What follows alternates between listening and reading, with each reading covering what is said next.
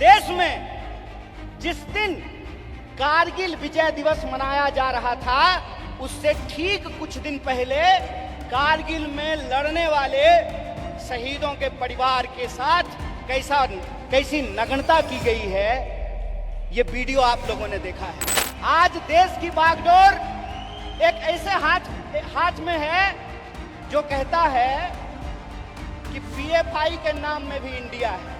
अगर ये रीजनिंग मैं लगाऊं, जो रीजनिंग इस देश के प्रधानमंत्री ने लगाया है, तो मैं ये कह सकता हूं ना कि प्रधानमंत्री जी को भी दो आंख है और गधा को भी दो आंख होता है।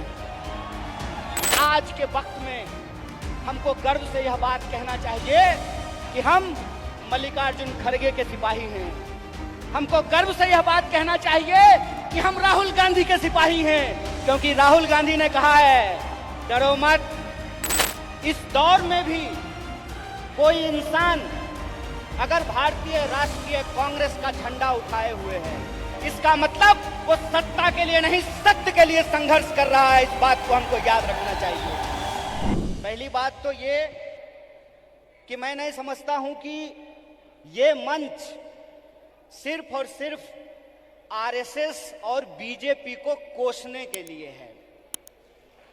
ये मंच सिर्फ और सिर्फ मोदी जी क्या कर रहे हैं इसके बारे में बताने की है, क्योंकि वो तो आप सब लोग जानते हैं।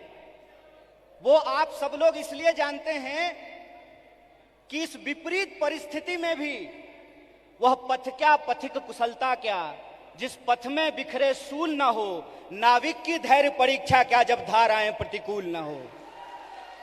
इस दौर में भी कोई इंसान अगर भारतीय राष्ट्रीय कांग्रेस का झंडा उठाए हुए है, इस दौर में भी कोई नौजवान अगर यूथ कांग्रेस का झंडा उठाए हुए है, इस दौर में भी अगर कोई विद्यार्थी एनएसयूआई का झंडा उठाए हुए है, इसका मतलब वो सत्ता के लिए नहीं, सत्य के लिए संघर्ष कर रहा है। इस बात को हमको याद रखना चाहिए। आज देश की बागडोर पंडित जवाहरलाल नेहरू के हाथ में नहीं है कि जिन्होंने किताब लिखी थी डिस्कवरी ऑफ इंडिया। आज देश की बागडोर डॉक्टर बाबा साहब भीमराव अंबेडकर के हाथ में नहीं है, जो विदेश पढ़ करके आए थे और इस देश की ड्राफ्टिंग कमेटी में कॉन्स्टिट्यूशन को लिखने का काम किया, बनाने का काम किया। आज देश की बागडोर 23 साल की उम्र में हंसते हंसते फांसी के फंदे पे झूल जाने वाले शहीद आजम भगत सिंह के हाथ में नहीं है। आज देश की बागडोर एक ऐसे इंसान के हाथ में है जो अपनी पत्नी की जिम्मेवारी ना उठाया हो, वो देश की जिम्मेवारी उठाएगा।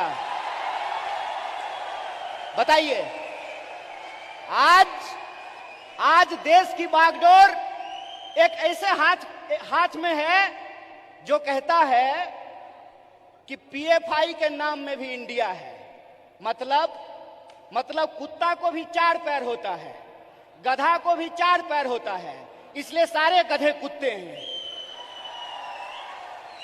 अगर ये रीजनिंग मैं लगाऊं, जो रीजनिंग इस देश के प्रधानमंत्री ने लगाया है, तो मैं ये कह सकता हूं ना कि प्रधानमंत्री जी को भी 2 आंख है और गधा को भी 2 आंख होता है। इस देश की 55% आबादी नौजवान हो, जिस देश में दुनिया का हर 5वां युवक भारतीय हो, जिस देश में 45 साल में सबसे ज्यादा बेरोजगारी हो, और जिस देश में जिस दिन कारगिल विजय दिवस मनाया जा रहा था, उससे ठीक कुछ दिन पहले कारगिल में लड़ने वाले शहीदों के परिवार के साथ कैसी नग्नता की गई है, ये वीडियो आप लोगों ने देखा है।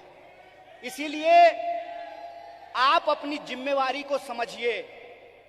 आप इस गंभीर समय में जो आपकी भूमिका है उसको आपको समझने पड़ेगी।